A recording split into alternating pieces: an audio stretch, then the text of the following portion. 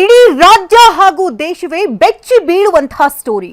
ಕಳಪೆ ಆಹಾರ ಆಯ್ತು, ಇದೀಗ ನಕಲಿ ಔಷಧಿಗಳ ಸರದಿಯಾಗಿದೆ. ಮೆಡಿಕಲ್ ಶಾಪ್ಗಳಲ್ಲಿ ಸಿಗುವಂತಹ ಔಷಧಿಗಳು ಎಷ್ಟು ಸೇಫ್ ಅನ್ನುವಂತಹ ಪ್ರಶ್ನೆಯನ್ನ ಹುಟ್ಟುಹಾಕುತ್ತೆ.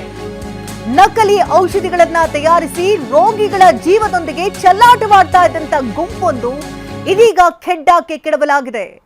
ಒಂದಲ್ಲ ಎರಡಲ್ಲ ಬರೋಬ್ಬರಿ 6 ಕೋಟಿ ಔಷಧಿಗಳು ಈಗ ಪತ್ತೆಯಾಗಿದೆ. ಅದು ಕೂಡ ನಕಲಿ ಔಷಧಿಗಳು.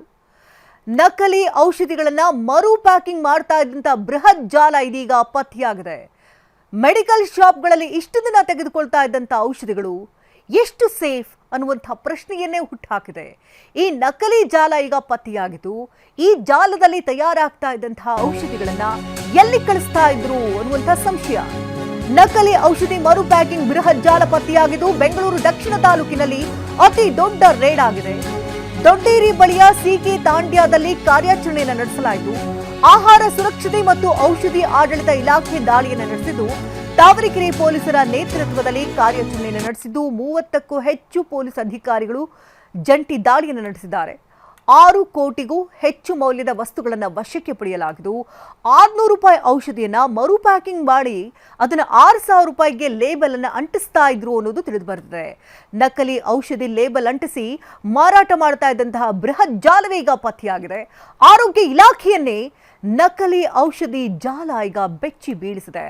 ಪರವಾನಗಿ ಕೂಡ ಪಡ್ಕೊಂಡಿರಲಿಲ್ಲ ಅನ್ನೋದು ಕೂಡ ತಿಳಿದು ಬರ್ತಾ ಇದೆ. ಬೇರೆ ಬೇರೆ ರಾಜ್ಯಗಳಿಂದ ಕಡಿಮೆ ಮೌಲ್ಯದ ಔಷಧಿಗಳನ್ನು ಆಮದು ಮಾಡಿಕೊಳ್ತಾ ಇದ್ರು.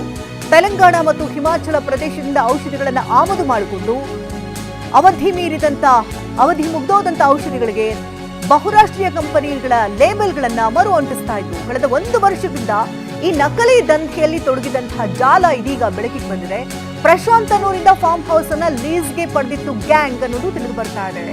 ಬೇರೆ ರಾಜ್ಯಗಳಿಂದ ಕಡಿಮೆ ಮೌಲ್ಯದ ಔಷಧಿಗಳನ್ನ ಆಮದು ಮಾಡಿಕೊಳ್ತಾ ಇತ್ತು. ಆ ಆಮದು ಮಾಡಿಕೊಂಡಂತಹ ಔಷಧಿಗಳ ಬಾಟಲ್ ಮೇಲೆ ಫೇಕ್ ಲೇಬಲ್ ಅನ್ನು ಅಂಟಿಸಲಾಗ್ತಾ ಇತ್ತು. ನಕಲಿ ಔಷಧಿಗಳು, ಲೇಬಲ್ಗಳು, ಅವಧಿ ಮುಗಿದಂತಹ ಔಷಧಿಗಳೆಲ್ಲವೂ ಕೂಡ ಈಗ ಪತ್ತೆಯಾಗಿದೆ. ಖಾಲಿ ಬಾಟಲ್ಗಳನ್ನ ಅಧಿಕಾರಿಗಳಿಗಾಗಲೇ ವಶಕ್ಕೆ ಪಡ್ಕೊಂಡಿದ್ದಾರೆ. ಬೇರೆ ಬೇರೆ ರಾಜ್ಯಗಳಿಂದ ಕಡಿಮೆ ಮೌಲ್ಯದ ಔಷಧಿಗಳನ್ನು ಆಮದು ಮಾಡಿಕೊಳ್ತಾ ಇದ್ದು, ಪ್ರಮುಖವಾಗಿ ತೆಲಂಗಾಣ ಹಾಗೆ ಹಿಮಾಚಲ ಪ್ರದೇಶದಿಂದ ಹೆಚ್ಚಿನ ಆಮದು ಮಾಡಿಕೊಂಡಿದ್ದಾರೆ ಎನ್ನುವಂತಹ ವಿಚಾರಗಳು ಕೂಡ ತಿಳಿದು ಬರ್ತಾ ಇದೆ. ಬಹುರಾಷ್ಟ್ರೀಯ ಕಂಪನಿಗಳ ಲೇಬಲ್ಗಳನ್ನು ಬಳಸಿಕೊಂಡು 600 ರೂಪಾಯಿ ಔಷಧಿಗೆ 6,000 ರೂಪಾಯಿ ಲೇಬಲ್ ಅನ್ನು ಅಂಟಿಸಿ ಮಾರಾಟ ಮಾಡ್ತಾ ಇದ್ದಂತ ಜಾಲ ಪತ್ತೆಯಾಗಿದೆ.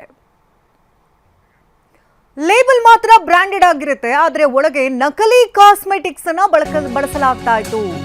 ನಕಲಿ ಔಷಧವನ್ನ ತಿಳಿಯದೆ ಜನ ಮೋಸ ಹೋಗಿದ್ದಾರೆ. ಇಂದು ಆರೋಗ್ಯ ಸಚಿವ ಯುಟಿ ಖಾದರ್ ಈ ವಿಚಾರಕ್ಕೆ ಸಂಬಂಧಪಟ್ಟಂತೆ ಸುದ್ದಿಗೋಷ್ಠಿಯನ್ನ ನಡೆಸ್ತಾ ಇದ್ದು, ಬೆಳಗ್ಗೆ 9:30ಕ್ಕೆ ಸಚಿವ ಯುಟಿ ಖಾದರ್ ಸುದ್ದಿಗೋಷ್ಠಿಯನ್ನ ಕರೆದಿದ್ದಾರೆ. ನಕಲಿ ಬ್ರ್ಯಾಂಡ್ ಕಾಸ್ಮೆಟಿಕ್ಸ್ ಹಾಗೆ ಡ್ರಗ್ಸ್ ಕುರಿತು ದಾಳಿ ಬಗ್ಗೆ ಸಂಪೂರ್ಣ ಮಾಹಿತಿಯನ್ನ ಯುಟಿ ಖಾದರ್ ನೀಡಲಿದ್ದಾರೆ. ಬರೋಬ್ಬರಿ 6 ಕೋಟಿಯ ವ್ಯವಹಾರಗಳಾಗ್ತಾ ಇತ್ತು. ಅಲ್ಲಿ ಬೇರೆ ಬೇರೆ ರಾಜ್ಯಗಳಿಂದ ಕಡಿಮೆ ಬೆಲೆಗೆ ಔಷಧಿಗಳನ್ನು ಖರೀದಿ ಮಾಡಿ ನಕಲಿ ಲೇಬಲ್ಗಳನ್ನು ಅಂಟಿಸಿ ಅದನ್ನ ದೊಡ್ಡ ಮೊತ್ತಕ್ಕೆ ಮಾರಾಟ ಮಾಡ್ತಾ ಇತ್ತು. ಇನ್ ಕೇಸ್ ಈಗ 600 ರೂಪಾಯಿಗೆ ಪರ್ಚೇಸ್ ಮಾಡ್ಕೊಂಡು ಬಂದ್ರೆ ಅದನ್ನ 6,000 ರೂಪಾಯಿಗೆ ಮಾರಾಟ ಮಾಡಲಾಗ್ತಿತ್ತು ಅನ್ನುವಂಥ ವಿಚಾರ ಕೂಡ ಬೆಳಕಿಗೆ ಬಂದಿದೆ. ಬರೋಬ್ಬರಿ 1 ವರ್ಷದಿಂದ ಈ ರೀತಿಯಾಗಿ ನಕಲಿ ಮಾಡಿಕೊಂಡೇ ಬಂದಿದ್ದಾರೆ. ಎಲ್ಲಿ ಮೂಲದವರು, ಏನು ಎತ್ತ, ಎಲ್ಲದರ ಬಗ್ಗೆ ಇನ್ನಷ್ಟೇ ತನಿಖೆಗಳಾಗಬೇಕಾಗಿದೆ.